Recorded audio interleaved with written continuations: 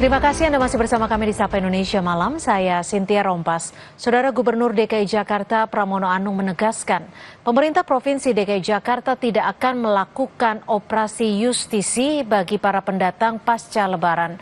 Pramono menambahkan, pendatang yang ingin mengadu nasib harus memiliki identitas resmi dan keahlian untuk bekerja. Fenomena pendatang yang tiba di Jakarta usai libur Lebaran sudah bukan menjadi hal yang aneh. Meskipun tidak akan melakukan operasi justisi, pemerintah Provinsi DKI Jakarta tetap akan memperketat administrasi pendatang. Pemerintah provinsi juga telah menyiapkan program latihan kerja bagi para pendatang yang akan mengadu nasib di Jakarta. Gubernur DKI Jakarta Pramono Anung mempersilahkan pendatang untuk ke Jakarta. Dirinya menyebut Jakarta terbuka untuk siapa saja. Jadi ini memang problem yang pasti akan dihadapi Jakarta dalam kondisi yang seperti ini. Tanpa menutup mata kan beberapa daerah melakukan PHK dan sebagainya. Dan untuk itu Jakarta pasti mempersiapkan diri. Saya dan Bang Dul kami sudah berdiskusi, kita tidak melakukan operasi justisia. Yang kita lakukan adalah lebih kepada kemanusiaan. Siapapun yang datang ke Jakarta harus ada identitasnya. Dukcapil akan mengecek itu, administrasinya dicek. Kalau dia mau mencari kerja di Jakarta, monggo, silakan. Asal skill. Asal dia mau ada pelatihan dan asal juga yang paling penting dia punya identitas. Kalau enggak punya identitas, enggak. Pemerintah Provinsi DKI Jakarta akan segera bergegas membenahi masalah banjir Jakarta usai perayaan Lebaran. Gubernur DKI Jakarta Pramono Anung menyatakan langkah pertama yang dilakukan adalah normalisasi Kali Ciliwung.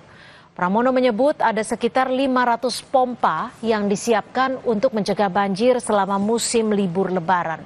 Dirinya juga menyebut telah melakukan peninggian tanggul di beberapa titik untuk mengantisipasi banjir di musim hujan selanjutnya. Menurut Pramono, infrastruktur di Jakarta perlu untuk diperbaiki agar bisa memaksimalkan penanganan banjir saat musim penghujan tiba.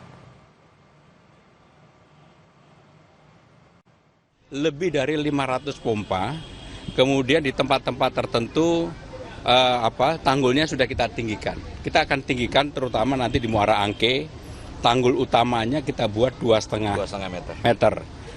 Itu mudah-mudahan akan mengurangi banjir rob.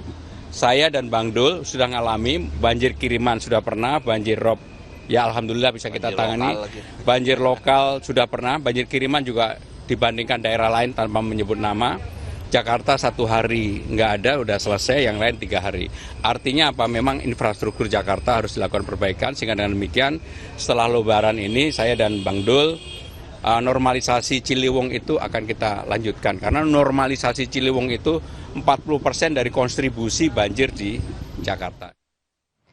Lalu seperti apa Gubernur DKI Jakarta Pramono Anung memaknai makna dari Idul Fitri? Sudah ada Friska Clarissa yang mewawancari langsung Pramono Anung. Aduh, saya mau bertamu, tapi kali ini bertamunya ke Balai Kota. Mau ketemu sama Gubernur DKI Jakarta, Pak Pramono Anung. Kebetulan udah lama juga nggak ketemu. Assalamualaikum. Hai. Halo, Pak Pram, apa kabar? Kamu wajahmu udah wajah istana banget. Wajah istana banget juga bagi Pak Karena Pram. kita hampir 10 tahun ketemunya di istana. 10 tahun saya ketemu sama Pak Pram di istana. Sekarang ketemunya di Balai Kota. Di Balai Kota suasananya baru. Ngomong-ngomong saya bawa kue. Terima kasih, Lebaran. terima kasih. Semoga suka. Ini buat sendiri atau? Bikin sendiri dari tokoku sendiri Pak Pram. Waduh. Dicoba ya. Tapi nggak mau promosi buat tokonya dia. Enggak, nanti minta endorse lagi enggak kok. Ini ikhlas lillahi ta'ala untuk Pak Pram. Makasih, Pris. Makasih. Dengan senang hati. Yuk, ngomong-ngomong ini kan sekarang suasananya baru di Balai Kota. Boleh cerita dong Pak Pram. Apa yang berbeda ya? Pilar-pilarnya sama-sama besar, tapi suasananya pasti beda. Apalagi sekarang statusnya Gubernur DKI Jakarta. Jadi yang membedakan adalah ini memang tesnya tes saya banget. Karena memang saya penggemar lukisan, saya kolektor lukisan, sehingga di Balai Kota ini mudah-mudahan nggak ada ruangan tanpa lukisan. Oh, makanya semuanya juga ini baru masuk aja udah lukisan. Termasuk ruangan saya pribadi, termasuk untuk tamu, semuanya nanti saya akan membuat orang merasa bahwa ke Balai Kota itu nyaman. Ngomong-ngomong saya mau tanya dulu Pak Pram, mudik nggak Lebaran ini? Saya di Jakarta aja, karena harus dijagain ya Jakarta sebagai aja. Gubernur Jakarta saya bertanggung jawab untuk menjaga siapapun yang mudik, barang-barang dan semuanya tetap aman, sejahtera. Tapi Karena kita memang lakukan untuk itu. Cucu-cucu ketemu jijinya di mana? Di sini? Cucu-cucu di Kediri. Oh, jadi nggak ketemu dulu lebaran hari Ya pertama. mungkin setelah Lebaran baru ke Jakarta. Tapi walaupun nggak mudik, tetap lebih semangat ya? Harus lebih memimpin semangat. DKI Iya, Jakarta. karena Jakarta ini begitu banyak hal yang harus diselesaikan dengan penduduk yang begitu Iya. banyak. Ekonomi juga harus diselesaikan dan saya merasa walaupun sekarang ini Lebaran, Jakarta kegiatannya tetap seperti biasa. Tapi yang beda adalah kalau lebaran gini kemana-mana lancar ya jalanan. Lancar banget, mudah-mudahan insya Allah. Nah ini kan di suasana yang baru, artinya ada banyak yang harus disiapkan oleh Gubernur Jakarta. Pak Pram, bedanya apa sih jadi Seskap sama jadi Gubernur Jakarta? Jadi begitu jadi Gubernur Jakarta yang membedakan kesibukannya naik banget. Dan banyak hal yang harus diputuskan dan banyak tamunya juga sekarang jauh lebih banyak. Tiap hari ada tamu pasti ya? Setiap hari acara itu antara 10 sampai 14 every day. Every day? Berarti berapa jam waktunya Pak Pram? 30 menit, pokoknya 30 menit lah. Tapi sepedaan gitu masih sempet nggak? Tapi waktu buat kamu agak panjang nggak apa-apa. Yes, tuh makanya harus ditonton dan banyak cerita yang seru juga. Oke. Pak Pram ngomong masih suka sepedaan? Masih. Lah kapan sepedahannya kalau padat agendanya Saya gini? puasa pun masih sepedaan. Oh iya, pagi-pagi Hari sebelum Sabtu kantor. sepedaan 50 kilo lah. Itu lagi puasa Iya, padahal. puasa dan alhamdulillah sampai hari ini puasanya masih penuh. Alhamdulillah. Dan itu juga yang jaga stamina kali ya Pak Pram. Kalau agendanya padat gitu kan sebenarnya harus endurance kita juga lebih bagus. Harus dan bisa bekerja dengan berbagai gelombang. Gelombangnya apa saja? Ngomong-ngomong boleh nggak kita mampir ke situ Pak Pram? Tapi nanti ya, penasaran ya gimana ruangannya Gubernur Jakarta Pak Pramono Anung? Nanti usai jeda di Sapa Indonesia Malam. Yuk, let's go.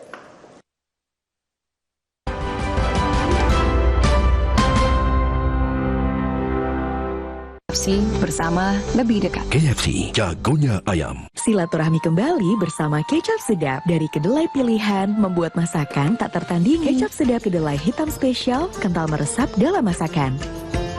Taste good. Buka kembali pintumu di hari kemenangan dengan kecap sedap dari Wingsfood. Tahu nggak, Floridina bulirnya banyak. Bulir jeruk asli nih. Berasa langsung disegerin jeruk Florida.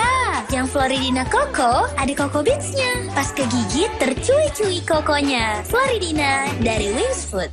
Semua botol bayi tertulis 100% bebas BPA. Kalau air galon, ada nggak ya yang 100% bebas BPA? Untuk itu, Le Mineral hadir dengan galon yang 100% bebas BPA. Ditandai dengan kode segitiga nomor 1. Le Mineral.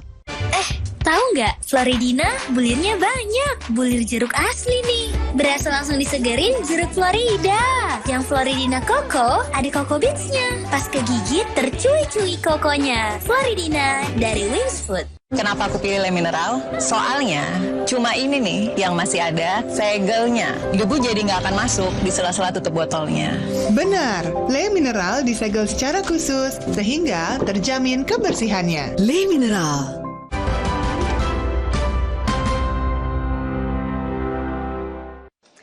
Akhirnya main ke ruangan kerjanya Pak Gubernur. Biasanya ketemu di istana. Iya, nah makanya tadi kita kan udah ngobrol di depan, ternyata ya berbeda vibes-nya, termasuk waktu saya masuk ke sini juga kayaknya desainnya menarik nih, ada earth tone-nya dicampur dengan juga warna-warni di sini. Boleh ceritain nggak sih? Jadi ini ruangan terus terang menunjukkan betul-betul diri saya sendiri. Karena memang saya kan penggemar dan kolektor lukisan. Lukisan-lukisan ini saya yang mempersiapkan sendiri dan juga suasananya supaya betah di kantor. Dan alhamdulillah ternyata selama mulai kerja di Balai Kota ini saya betul-betul merasa betah, nyaman. Dan karena betah dan nyaman ini tiba-tiba istri saya yang dulu nggak pernah mau tinggal di rumah dinas. Saya udah 5 kali rumah dinas.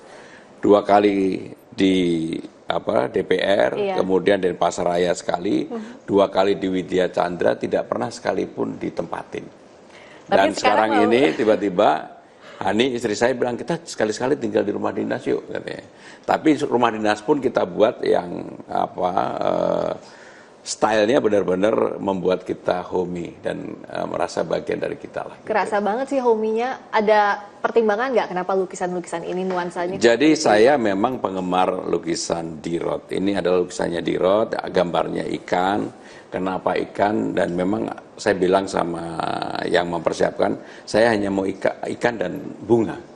Karena itu yang membuat kenyamanan, keteduhan, kita bisa bekerja juga dengan tidak terlalu, kalau orang Jawa bilang gerengseng itu apa ya, buru-buru gitu.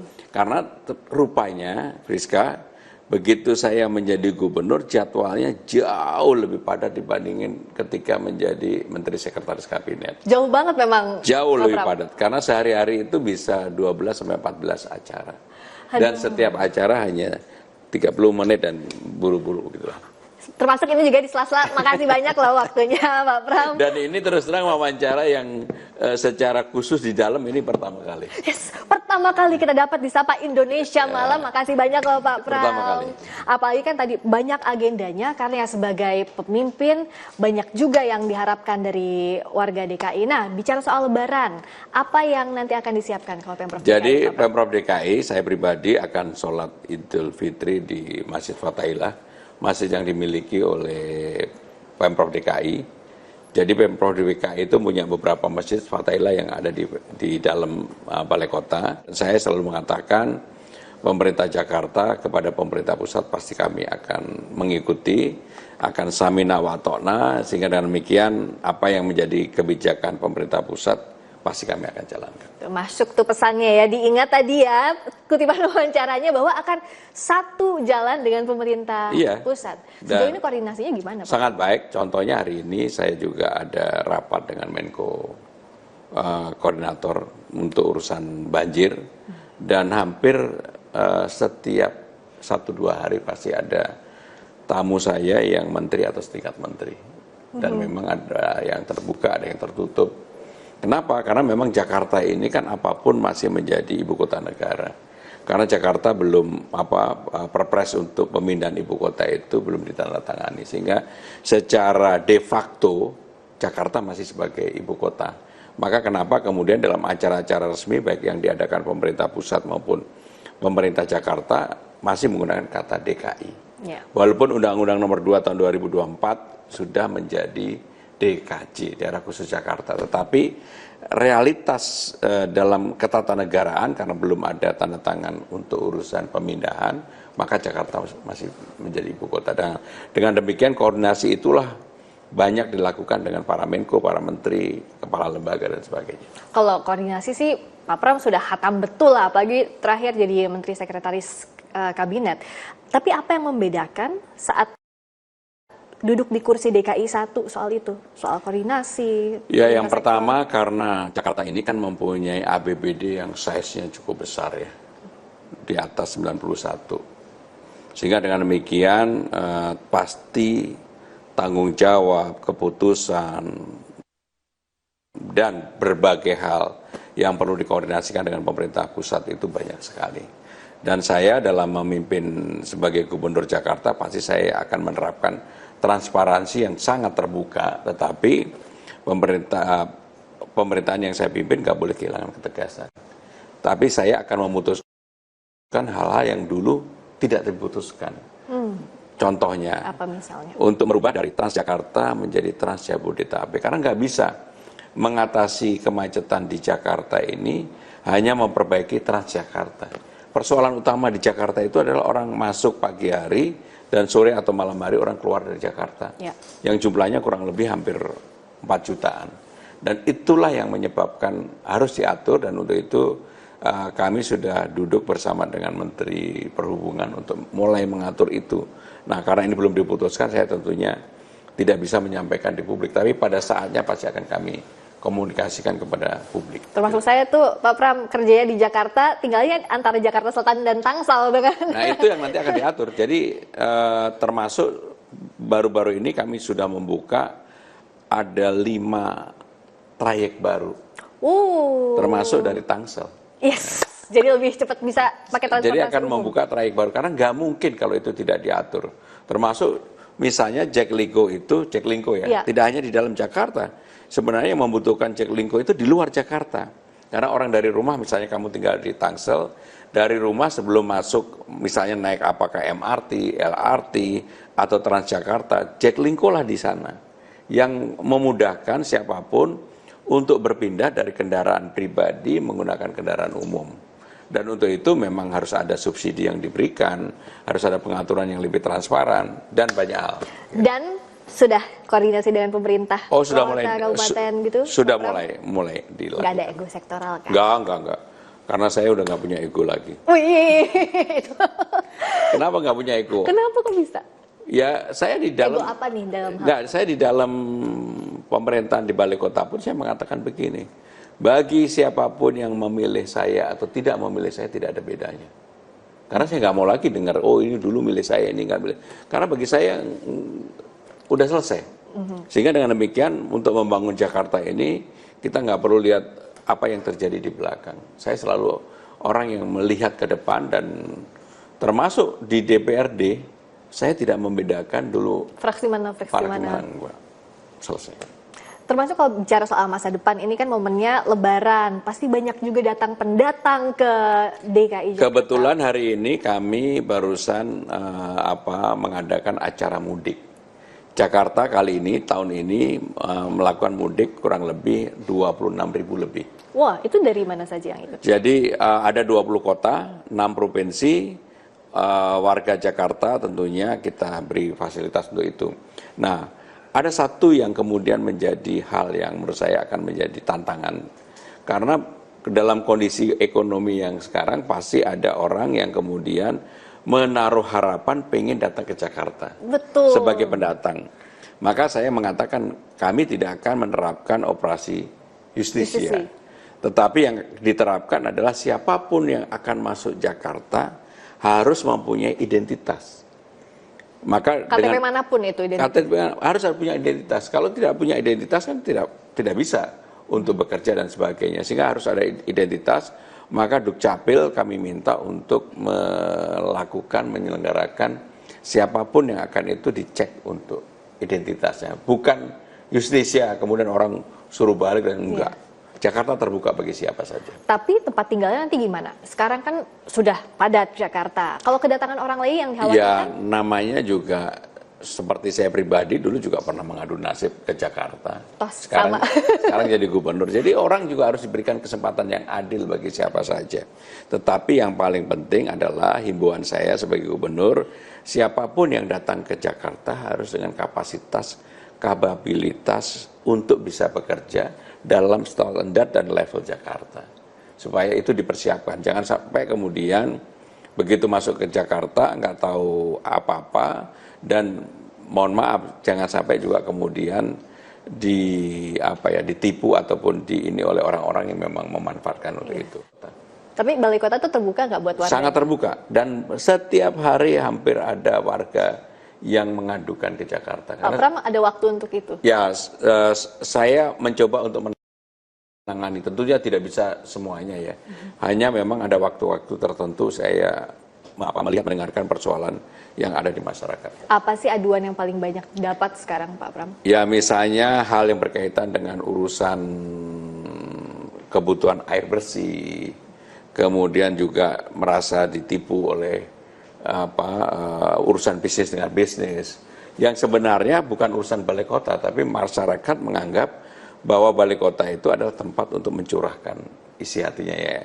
Yang seperti itu kita tetap carikan jalan keluar, termasuk adalah menyangkut misalnya kebutuhan untuk minta kartu lansia, kartu Jakarta Pintar, yang dulu dapat sekarang nggak dapat. Nah, yang seperti itu alhamdulillah. Kemarin semua kartu Jakarta Pintar sudah bisa kita selesaikan. Yang dulunya dapat kembali, yang ada tambahan 126.000. Sehingga itu secara signifikan pasti dirasakan oleh warga yang ada di bawah. Tapi sebenarnya bicara soal tantangan besar dalam mengelola DKI Jakarta ini apa sih Pak Pram? Kalau tadi kayaknya untuk koordinasi dengan pemerintah daerah nggak ada masalah, dengan yang terdahulu nggak ada masalah. Apa challenge terbesarnya? Jadi Jakarta ini challenge terbesarnya harus naik kelas. Naik kelasnya adalah sekarang ini Jakarta kan dalam kota global nomor 74 dari 156. Saya membayangkan bahwa Jakarta bisa menjadi 50 kota besar kota global. Karena value ekonominya sangat mencukupi, karakter masyarakatnya Jakarta ini dibandingkan dengan daerah lain cukup terbuka, politiknya stabil, kemudian juga pendidikannya relatif baik, hanya memang sumber daya manusianya yang harus di-improvement. Kalau itu bisa dilakukan, maka saya yakin Jakarta akan betul-betul, kalau nanti sudah tidak lagi menjadi ibu kota negara, sudah siap menjadi kota global. Dan artinya ini kan sudah masuk momen Lebaran, tadi ada banyak PR-PR yang disampaikan Pak Pram. Dan harapannya seperti lagu Lebaran, selamat para pemimpin, rakyatnya makmur terjamin. Gimana menuju itu, Pak Pokoknya Pram? kalau saya di dalam hal yang seperti itu, termasuk di internal balai kota, saya mengatakan begini, bekerja itu mesti happy, bekerja itu mesti dengan riang gembira. Tetapi secara prinsip, ketika harus memutuskan, pemimpin itu harus berani tidak populer, pemimpin itu harus berani memutuskan. Dan karena saya tidak memikirkan apa-apa, kecuali untuk perbaikan Jakarta, dan tidak populer juga tidak apa-apa, saya pasti akan putuskan. Sehingga dengan demikian mudah-mudahan dalam kepemimpinan saya 5 tahun ini, Jakarta menjadi lebih membuat warganya bahagia. Amin, semoga warga Ya Rabbal Jakarta. Alamin. Dan semoga juga pemimpinnya bahagia juga, Oh, pemimpinnya Pak Pram, udah kalau gitu. bahagia, ada lesung pipitnya. Saya main-main ke sini lagi boleh nanti Pak Boleh, Pram ya? boleh banget, boleh banget. Silaturahmi boleh ya ke Boleh, sini boleh lagi, banget. lama nggak ketemu. Ya. Rizka, terima kasih. Saya yang terima kasih banyak Pak Pram. Saya terima kasih. Sehat selalu. Amin, amin, amin, ya Rabbal. Salam juga buat Ibu, Pak Pram, Amin, dan amin, juga ya Rabbal. keluarga. Sampai ketemu lagi. Itu tadi Sapa Indonesia Malam, edisi Lebaran bersama dengan Gubernur DKI Jakarta, Pak Pramono Anung. Kita jumpa lagi di perbincangan lainnya, tapi Sapa Indonesia Malam masih akan kembali sesaat lagi.